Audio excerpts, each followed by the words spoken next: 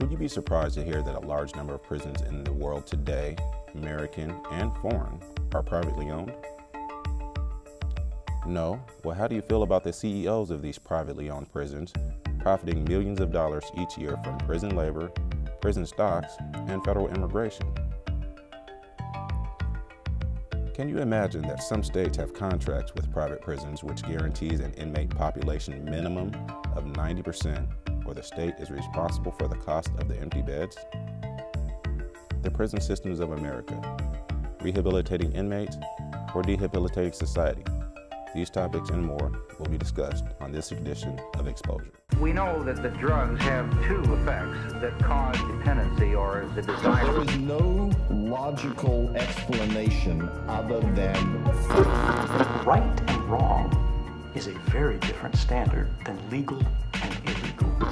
The very word secrecy is repugnant in a free and open society. Hi, I am Corey Benson, and welcome to Exposure. Joining us today, we will have Gary Polk, cultural advocate and upstanding pillar of the Tacoma community, Joy Gilliffin, president of the Restorative Community Coalition in Whatcom County, Washington, and Irene Morgan, founder, secretary, and treasurer of the Restorative Community Coalition. We have a very controversial topic up for discussion today, and that is prisons for profit. I'd like to introduce Irene to the show. Nice to meet you. Glad to meet you, Corey. Thanks for letting me be here. The prison systems today are full of corruption. Do you have any, because I know you deal with the reentry program, and do you have any stories or anything that you could elaborate on someone that's possibly gone through the system and some experiences that they've had? Oh, many. I've been doing this for 10 years, so I've poked my nose around in nonprofits for 30 years, and what I've realized is nothing's better. There's lots of good programs out there, but they're mainly token programs. They need to be expanded so people can actually have services when they come out, so they can get the housing and everything that they need. Right. What I see, the pitfalls are many, and housing is the biggest piece. Well, probably, or ID. Our people here in Washington State are released with an offender badge, the same badge they wear inside the prison. Right. And there's a process by which they can get an ID if all the things are in place for right. that. So ID is paramount. How can you get housing? How can you get a job? How can you can't even do anything without ID. You can't do anything. You can't get a bank account. So then housing, and there's a big push and has been in place for a long time, housing first. So they say that we like to get people in housing, but most people can't get housing when they get out. The state does not provide funds for people to be housed. Right. Mostly. There are a couple of programs. And so housing is the most important thing, to get a good night's sleep, to be able to take a bath and wash your clothes, to be able to go to work and to feel like a person. Exactly, to be a person. I mean, can you imagine being homeless and trying to get ready to go to work? Right. After not having a good night's sleep? True. Being cold, being not presentable. Employment is another thing. If you have a felony, it's virtually impossible to get a job. And I just talked to one of my friends the other day. He was planning to go out of state to be able to work, and at the very last minute, he had the job. They told him to go across, I don't know, 2 or 3 states, and right at the very last minute, they said, "Oh, your felony showed up. We're not interested in you." And yet, in the process, he was told it didn't matter if he had a felony, right. And then when it showed up, they changed their mind, and that happens over and over and over and over. And then transportation is another thing. If you don't have a car, and you probably won't if you just got out, how do you get the bus passes you need, and how do you get across town? And where we're from in Bellingham, DSHS is clear on the other side of town from DOC, right. From Department of Corrections. And so I took one person back and forth 3 times in one day, and I had to leave them at the Department of Corrections because I had to go do my own errands, right. And I had already spent 3 hours with them. And that was by car. That wasn't by bus. And I don't know about Bellingham or where you're from, but here they're taking more and more bus routes away, so it's making it more difficult for people to get around. And then they stop running after a certain time, so if you get off work late, how do you get home? That's right, exactly. And we have refineries and things where the bus never runs, so it's just all sorts of things that that don't, there's just not the cohesiveness that there needs to be. And so when all of these barriers show up for people, there's, this young man that I just talked to who was going to go out of state to get training to be able to work, he says, I refuse to go back to my old habits. He says, I'm not going to be one of those statistics. So, but that's not the norm. Usually people go back to their old habits. They want to numb out, so they go back to their drug addictions or whatever. And so many people say, well, they just want to be, druggies. No, they don't. When they have an opportunity to get off, to have the help that they need, to have the services they need in order to be successful, most of them are successful, at least for a short period of time. And when you've been on the streets for such a long time or been inside prison, the trauma is huge. And I don't know anyone that's ever gone to prison that hasn't been traumatized before they went. And being in prison does not help. It's exacerbating. And then when they get out, they got all these barriers and doors so keep closing, so it makes them, eventually makes them want to give up versus trying. Exactly. And then the longer you're inside, the more institutionalized you become, so that it's almost impossible for you to be successful on the outside. And I know people who actually commit suicide because they can't make it on the outside, and or commit a crime so that they can either go back to jail or go back to prison. It's really sad. And I've heard it's institutionalized. They're more comfortable in jail and exactly. But I understand you have a story you wanted to share with us. I do. I just got this on an email from a friend of mine. I wanted to let you know that I picked up a 24-year-old short Native American girl hitchhiking on a major highway at 11 o'clock this evening. She had been processed for release from jail at noon on Friday and was not released until 10 p.m., even though she asked to be released in time to catch the bus to an outlying area. She was released at 10 a.m. with no socks and no shoes except for the plastic flip-flops. She did not have her purse. The phone was not given her. She was not given a chance to make a phone call. So she walked barefoot on this highway where I picked her up. I dropped her at a store about 10 miles out of town where her family was going to pick her up. It was sleeting rain and freezing cold, and who is responsible for overseeing how people are released? This is what my friend is asking me. When she was arrested, after being in a car accident, she was not able to get her shoes or her purse, and her car was impounded. Her purse was stolen and someone is using her iPhone. Who is responsible for overseeing how individuals are treated when they are arrested? This is the kind of thing that happens. I've heard this story over and over and over. This is absolutely not acceptable to me. Well, thank you for sharing this story. We'll be right back with some more experts on these topics and more in just a few minutes. Stay tuned.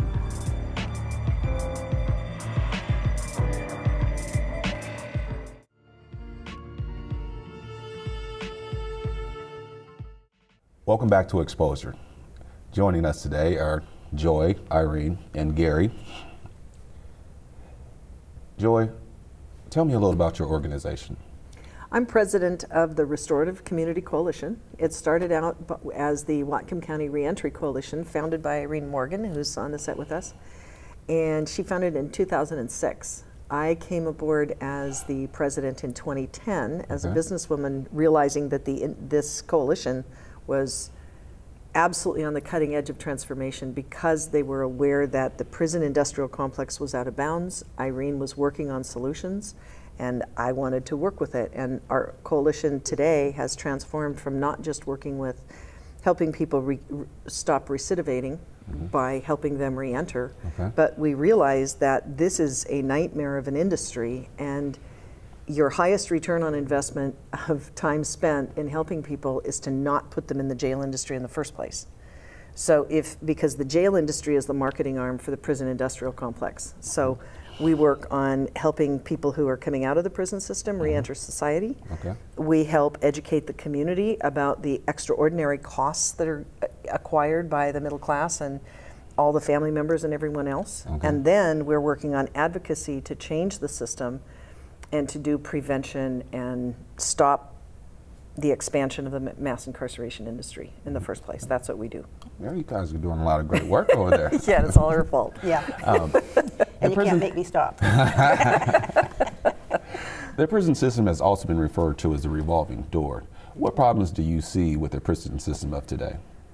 Oh boy, it is a multi-billion-dollar industry that is basically hidden from the economy. I mean, hidden from the middle class. Well, where's the money going? Where's all this money going? Well, the money, it's really interesting because there's a recent report out. I brought some papers here just to make me look important, but really it's to help keep me on track with talking about putting this whole context into context, this whole story into context. The Institute for Advancing Justice Research and Innovation just came out with a report called The Economic Burden of Incarceration in the United States. This is done from the Washington University in St. Louis, and what they reported was— In October. Yeah, this is October of 2016. They just came out and said that when the bureaucrats or the government talks about the cost of incarceration in America, they say it's an $80 billion industry. This report, just looking at 5 of the social costs that the taxpayers predominantly pay outside of the taxing structure and outside of the bureaucracy, the actual industry is a $1 trillion industry. Wow, that's a $920 billion shortfall. Yes.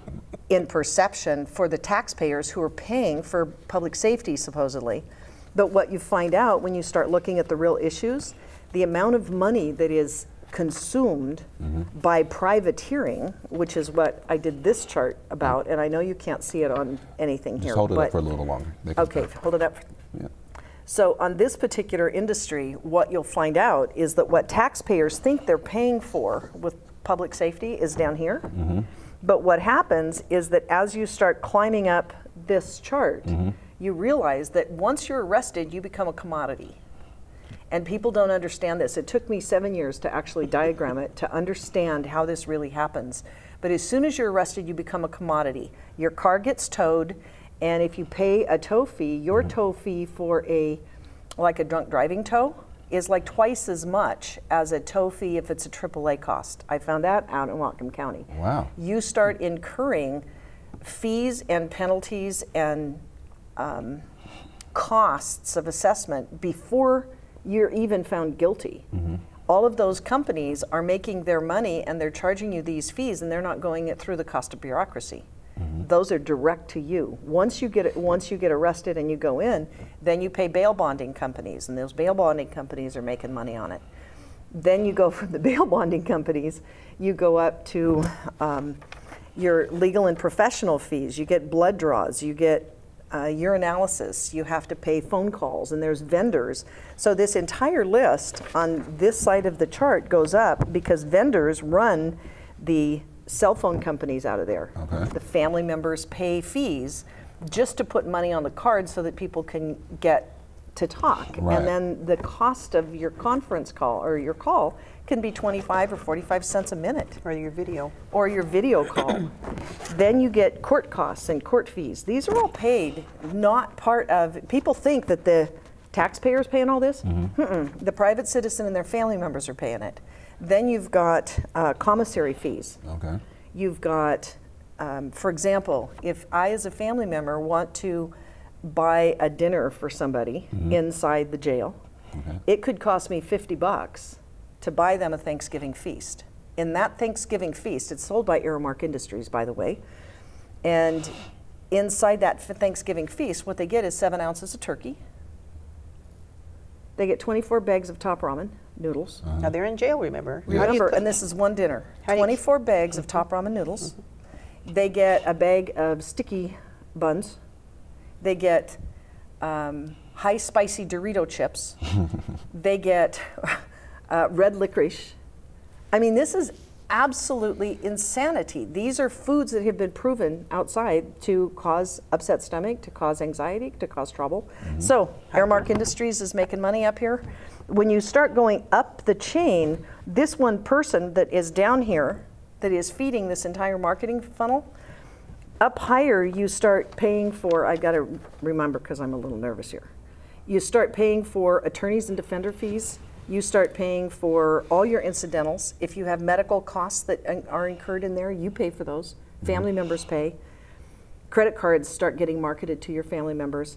As you go further up, the real estate investment trusts that are buying and owning the prisons are all making money that's outside of the bureaucracy. You start going into immigration and detention, you start going into jail consultants and jail contractors. All of this is money that isn't even talked about when we talk about the price of incarceration. So it's one guy against this entire economic engine that is running a prison. I call it profiteering on punishment. Right. And at the highest end, these people who run these companies that are the jail vendors or the service providers or the contractors. Correct. These guys are trading stock options, and they're in stock market. You know, they own companies that are publicly traded, and it's expensive. So an example would be a company called GEO. Yes. Yes. They design, build, maintain, and do all the expansion work for prisons. So they have it all. There's nobody can come in and say they're doing this right or wrong. So if the idea is to maximize your profit in house prisons, these guys are building prisons that are designed to be inadequate. And those are privately owned prisons, privately owned. This and one, GEO is not privately owned. They actually are on the New York Stock Exchange. Publicly there are traded. a couple. There are a couple that are like private. CCA and a few others. Yes. Corizon is one as well. Well, and on that note, one of the things that I read is that the GEO Group and CCA and some of these guys, because they're federal government contractors, they're actually exempt from paying taxes. Wow. So they're making their profit margins and they're making cash flow margins. See, what people don't understand is one person who goes in here, it costs $55,000 in the state of Washington to incarcerate an inmate in the state and keep them in. That's what it costs the taxpayers. But by the time I started figuring it, and I need an actuarial to actually figure it out, but our estimates is that it's gonna, one person who gets kept in there is worth about $500,000 in revenue generated cash flow to all these other prison industrial contractors. It's incredible. It's incredible. That's the big problem. That and they're that's making a lot of hidden. money off prison labor too. Yes. I'll let somebody else talk to that. And then of course you have all the people that are in the court system, all your judges, your clerks, your prosecutors, your defenders, all of these folks. That's all of the taxpayers, out of taxpayers' pocket. And I have seen as many as 15 continuances in a year and 3 months, in 15 months. So almost a continuance a month. And it's a money churn. It's what I've realized is the prosecutor doesn't want to talk, so the defender has to continue to acquiesce. And so it's just, people get paid for virtually continuing. And not doing anything in the meantime. With the plea bargains, I think you should speak to that. Well, and I don't know if you all understand the plea bargain process, but when someone is arrested, there's always a probable cause. And they can stack, we call them stacking of charges. And so you're stopped for one thing, you're arrested on one thing, but by the time you get to your arraignment, there can be as many as 3 to 6 charges additional. And then when usually you don't have the money for bail, so you stay in jail, you're still legally innocent. And if you continue to say, no, I'm not going to plead guilty to these stacked charges, then you stay in jail. And we know people that have been in jail up to 6 and 8 months just because they don't have bail bond, the money to bail themselves out.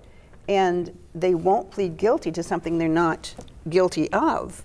So they continue to go through this churn. And then the public defenders, they're not really doing their job, so. Well, they're sort of subject. Well, either they have to caseloads. cooperate with the prosecutor. They're subject to the prosecutor. Can we talk about bail bonds real quick? Because there's some really important information to put out there about that.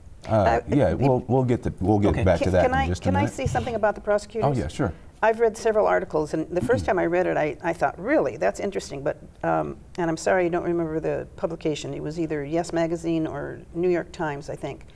And they said that they went through this, I mean, it was a huge article, and they said the prosecutor has more power than a mayor, than a governor, or a legislator. So the power of all of this rests in the laps of our prosecutors. Okay, and hold that thought just for a second. We're going to take a small commercial break, and we'll be right back to Exposure. Stay tuned.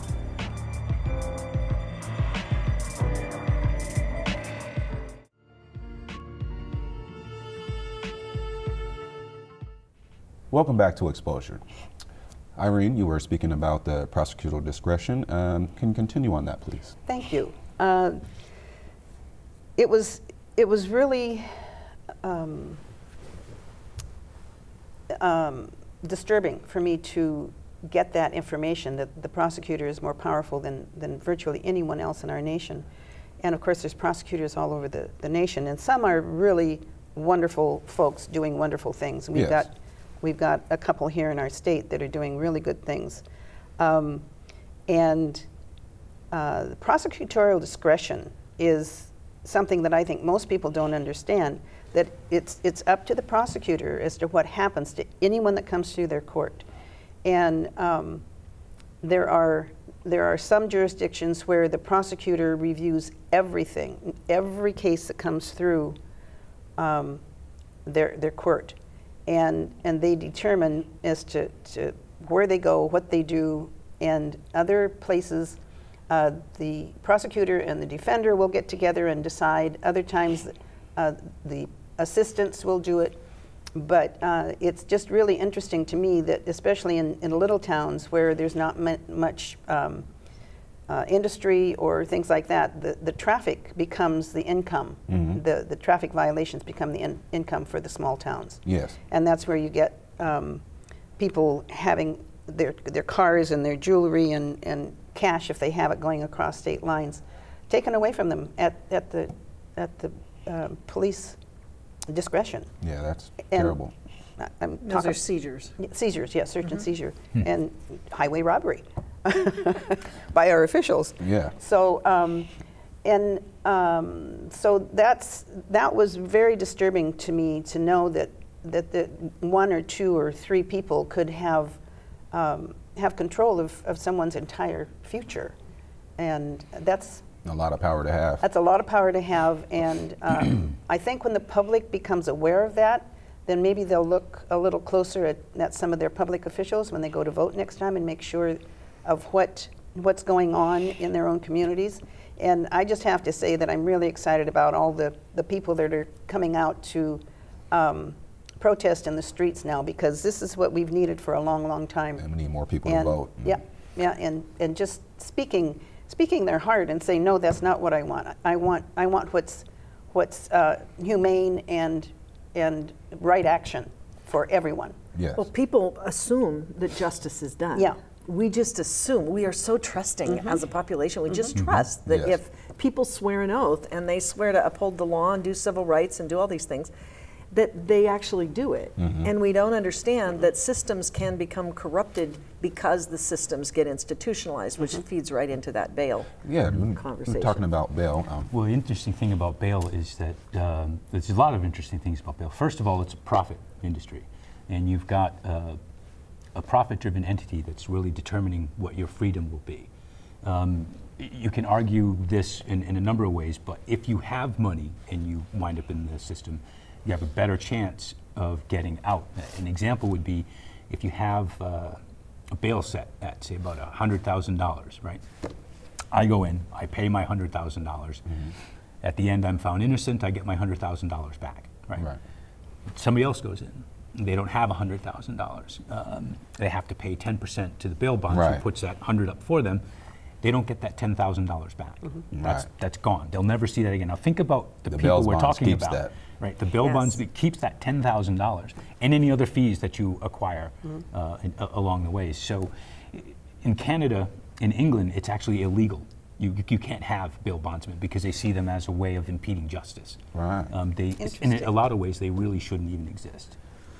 Very interesting. And there are many communities that no longer have it. The cash bail system is not even allowed in some communities. So it's not that we have to have them, it's because it's allowed. Well, and we've had, if you tie those two issues together, we've had a situation that we've been talked to people about, an inmate who was arrested and was put in the system and was told that they could get into drug court, for example.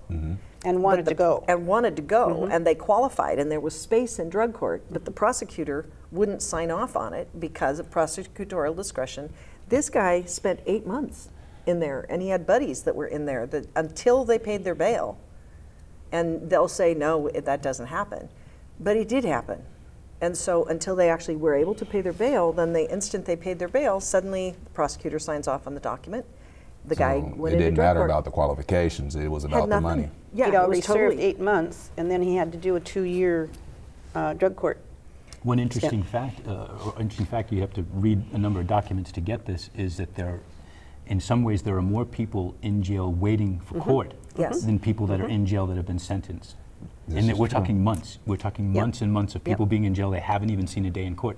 And then there's the presumption of innocence. 80% of people in jail are legally innocent. They have not had their day in court. And many of those people in there are nonviolent, and the statistics are, Vera Institute came out with some statistics. It's extraordinary. The amount of nonviolent people who are not guilty, who are kept in jail. When you think about that 8 months inside the jail, how much did the taxpayers pay to keep that person in jail because the prosecutor chose to keep him in there? Right. What's up with that? It's a lot going on in our systems, obviously. I want to bring up a Judge Mark Ciaravella. I'm sorry, I'm pronouncing his last name wrong, but he had a Kids for Cash scheme going there. You were aware about that? I'm sure you guys all know about that. I remember that guy. Yep. For those that don't know, that's pretty. He was a judge convicted of. He got 28 years for pretty much sending juveniles to jail for cash. In his own jail. Yes, and what was it? 4,000 to 6,000 got overturned after he went to jail. So he was making millions of dollars just sending people to jail. And if you're the head of our judicial system, where does that leave us? Well, one of the big problems you have is that there's a presumption that the person who is elected, there's the presumption. I ran for office a little while ago, and what I learned in the process was once you're an official, it's like everyone believes that what you're doing is telling the truth. That isn't necessarily true. Right. And when you have large, like $920 billion sitting inside our jail industry that is undeclared to the taxpayers, right. Even the millionaires and billionaires that are in the streets that oftentimes are blamed for this stuff, if they're not invested in the real estate investment trusts, if they're not invested in this industry, they don't even know what's happening. You can talk to businessmen in this town and they have no idea, or in any town, they have no idea what's actually going on. And so this guy is doing his thing, just like any community. When you have institutions and you have people working together, they don't want to rat on their buddy. Right. You know, it's common decency. We don't want to talk about that which is uncomfortable. Right. And this is a tough topic to talk about anyway. You've had that experience where people would take a step back from you. Yeah. Can I give you a quick point on the businesses that were involved? I'm just going to list these businesses. There's the GEO Group, Corizon, CCA, and Global Tellink. Global Tellink is the company that handles virtually all of the communications, video and phone for them. But the interesting thing about each of them is they were formed in either 1980, 1983, or 1984. And the reason why I'm pointing that out is because the push for the legislation for things like 3 strikes you're out, and one time you get this, and the discretion taken away from judges, those were all on the books. Those were going to come out. So these guys built these companies to do this before we had. It was all contrived. And that's also right around the time that private prisons became about and were on the rise. Yep. It's a plan. Oh, is that you? Oh, that's fine. We'll just wait. Obviously, somebody wants to talk to you. You're a very important lady. And the other piece. She's calling a friend or something. These are raindrops of happiness coming down on us. Go ahead. I can't remember what I was going to say. Something about the people taking 2 steps back. No. In our county, jail, Legacy is the phone system. Right. And what I think most people don't understand, especially the public, is in order for a family member to talk to their loved one in jail, they have to go through a special process where they contact Legacy. Legacy charges you to put so much money on their book for your loved one, and you don't know how long your loved one's going to be in there.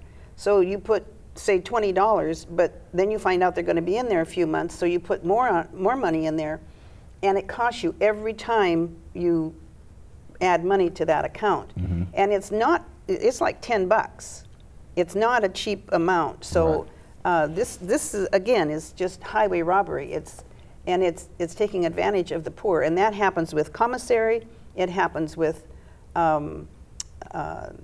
several other things. I'm just not coming up with all of it. But to tail into that, if you have if you set up your membership, first you're charged to set the membership up, so you're paid for that. You get in the system and you realize that it's not working for you, right? This is not working for me, so I want out. They charge you an exit fee. So in other words, if you want to get in, it costs you money, and then you have money there. If you want to get out, it's going to cost you money. So they're checking you every step of the way. And they also don't tell you when you run, if you've still got money in there when you start, when your person gets exited and gets released, you don't necessarily know if you've still got $30 or $50 or $100 in there, or $10. And you do that in aggregate on like what, 2 million prisoners. That's and then the other piece is Legacy doesn't give you, you have to call in to find out how to get your money back. And then you have, I found out that you have to use the same phone that you set up the account in order to get your money back. Wow, so that's very interesting. Isn't that interesting? Well, and one of the things that I want to spin off there, because I forgot about this, privatization of prisons. People think that that's just a federal issue.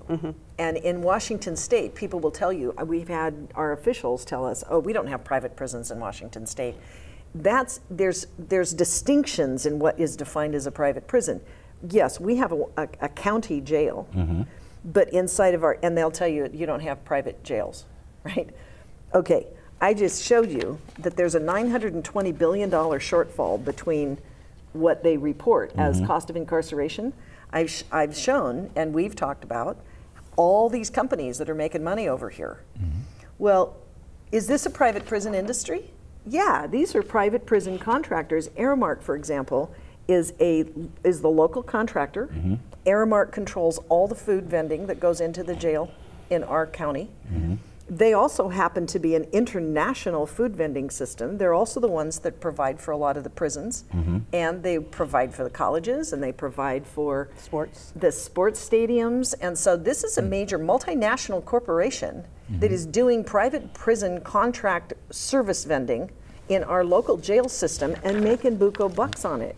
And speaking on the private contracts, it's also with some states, with some of these private prisons, they have contracts on keeping the population at least 90% full, or else that state has to pay for the empty beds. Exactly. It's like a hotel system. I mean, that's what in the immigration detention centers, and in some of. So we're guaranteeing prisoners. Yeah, so with that, we're guaranteeing that there will be prisoners. So with that, that's forcing this pretty much the state or the local police to arrest more people, because otherwise they're going to have to pay. So I want to give you people are getting arrested for smaller crimes or sent to jail for longer times for something that should have been a slap on the wrist or something, for instance. We went from a 9-day average length of stay to a 28-day average length of stay in our county. Let me give you a really quick stat on what kind of money we're talking about. Global Tellink, which is the company that we were just talking about, they were purchased in 2009 for $345 million. In 2011, they were sold for $1 billion. Say those numbers again. They were purchased in 2009. We're talking about a 2-year period. In 2009, they were purchased for $345 billion.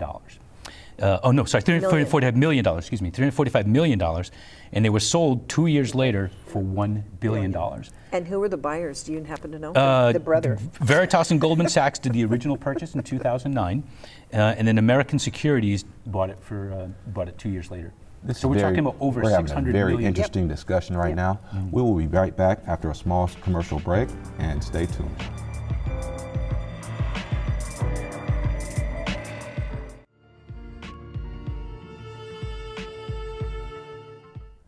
Welcome back to Exposure.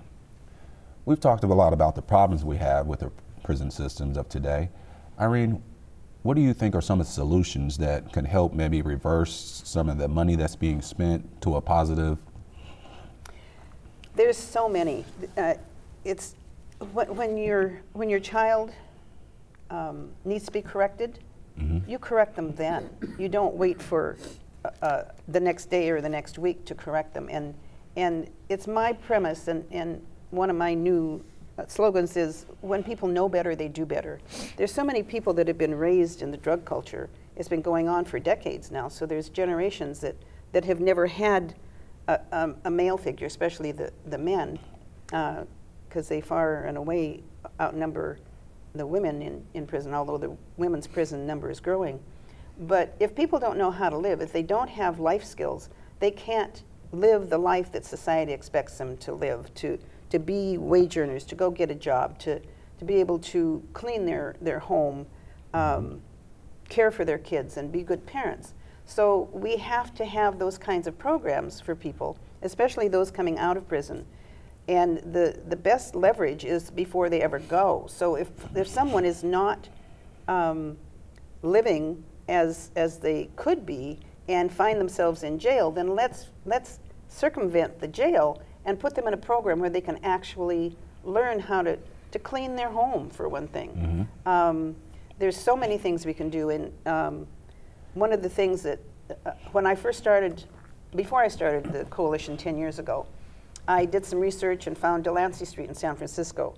And they help people coming out of prison, and most of them just don't know how to live life. They don't know how to be the citizen that the public expects them to be. So Delancey Street has housing, they have employment, they have education, and people actually work in the businesses that Delancey Street owns.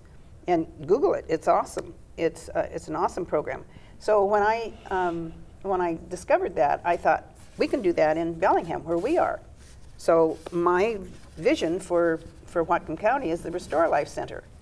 And on top of all of that Delancey Street does, I'm a counselor and a therapist, so of course I'm always looking for solutions and helping people in their plight. So along with the housing, education, and employment, then we'll have a recovery and wellness portion, which will include a farm. Join our farm girls. We know how to get dirty and muddy and walk barefoot on the planet. And I used to, I was 8 years old when I first started milking my first cow. So I know all about getting dirty and seeing the chicken lay an egg and wonder, wow, how'd that happen? And pulling a carrot out of the ground and eating it, wiping it on your jeans. And most people aren't in contact with the earth, with the planet. Right. And there's a pulse to the planet, so let's get back connected with that pulse. And I believe that is one of the most important things we can do for people in healing the whole process.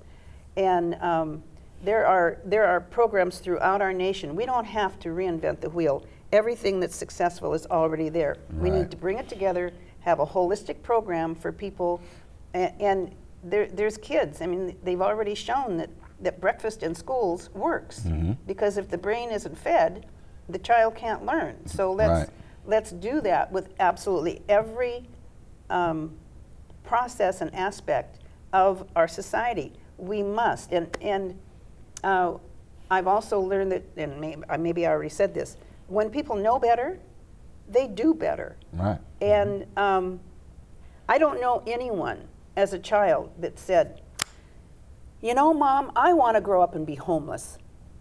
I want to grow up and go to prison. This is true. That's not their goal. It's circumstances. And it's lack of education. It's lack of knowing what to do, how to be appropriate, how to act. Right. I just started a book by a man who just got out of prison, and he was beaten every day. His father deserted the family, and they were all farmed out to other people, not even relatives, just people in the community. And they did the best they could, but they didn't give this young man the foundation he needed to be a good citizen. They did only what they knew, and they kept him from being homeless, but he certainly wasn't nurtured in a way that he could have been. So let's teach these folks. Let's help them be the better, a better community member. Right. May I speak to that for a second? Sure. There's a couple of key things that we've discovered. If it costs $55,000 a year in Washington State to incarcerate an inmate, and they stay in for 20 years, that's $1 million. Right. Boku bucks. You know what it costs to put somebody to trade school?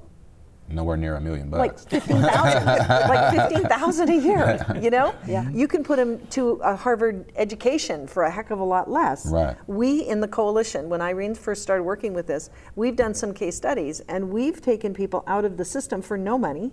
We've taken people out of the system for $1,500, who had already cost the taxpayers $500,000. And if you multiply that times the multipliers that we're talking about, you know how much money was sitting over there that's being scarfed out of the system that we're not even aware of. Yes. What we want to do, her Restore Life Center is one of the visions for Whatcom County. Right. The other thing that we can do through the nonprofit is we can run a trauma interception center. So this is what happens. They've learned through the World Health Organization. They did the Adverse Childhood Experiences study. And what they discovered is that when you have X number of traumatic experiences in your first 5 years, your probability of going to prison is like off the charts. Your probability of getting involved in addiction and drugs and alcohol and sex addiction and all these other things goes off the charts. So if you can actually intercept the trauma, and imagine, we had a fellow in Whatcom County who fell asleep at the wheel with his 3-year-old son in the back. He got arrested for a DUI. He wasn't drunk. He actually had sleep apnea, and he fell asleep. His son is traumatized. He's traumatized. He gets arrested, put in the system. Eventually, he got found innocent. But you know what? That just created massive trauma. It was too late by him. then. That's right. You can't take the trauma back. And so what we want to do, traumatized to kill 2 people. Right. Yeah. So what we want to do is we want to stop the trauma at the front. Well, if you stop the trauma at the front, that means that there's a lot of money left over. Exactly. That you're not putting into negative consequences. We have a punishment-based system. As an economy, we can flip it over and do it the other way. So we've actually got free money then available to go into education. What's the biggest problem we got in the state of Washington is funding education. We can fund aromatherapy, healing arts. There's all kinds of neurosciences that are out there, cognitive behavior therapy. We've got this particular thing, the Washington State Institute for Public Policy. Read this. This will blow your mind. We can get a 25 to 75, and in some cases up to several $100 return on investment for every dollar put in. We can have a positive cash flow coming back into our society, which is massive amounts of money. Right. So we can build healing arts, we can build all those things, and it looks to me like you've got something you want to say. Oh, no. I just wanted to point out of a couple of the agencies that are actually doing things differently. In LA County, it's called Breaking Barriers. And for, yes, I heard for about that. non-violent offenders that are on probation, they will pay for their rent. And then in San Francisco, there's it's called Transitions Clinic, and they're different. They're kind of doing the same approach, not exactly, but they're being more proactive, right? They're not waiting for it to become a huge problem. They're trying to get there beforehand. And if you do a search on Google, and maybe, I don't know this because I'm not a prisoner, but when I did my research for assistance, there's tons of stuff that comes up. I don't know how valid that stuff is, but. Well, we just wrote this, Irene and I wrote this book.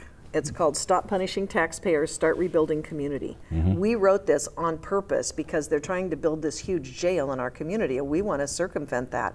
We believe, based upon our research, that if 80% of the people going in are nonviolent and they're not really criminals, that's an 80% margin. What if we could cut the population down 50%? What would it take to do that? And how do we rebuild community? Because it's community, relationships, dealing with trauma, intervention. This entire book is full of solutions that have been done by other organizations. We've got highlights. This is accessible.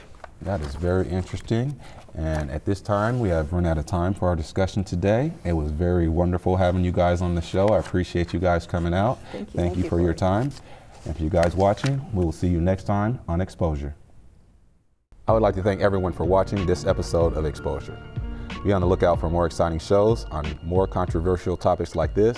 I am Corey Benson, and have a blessed day.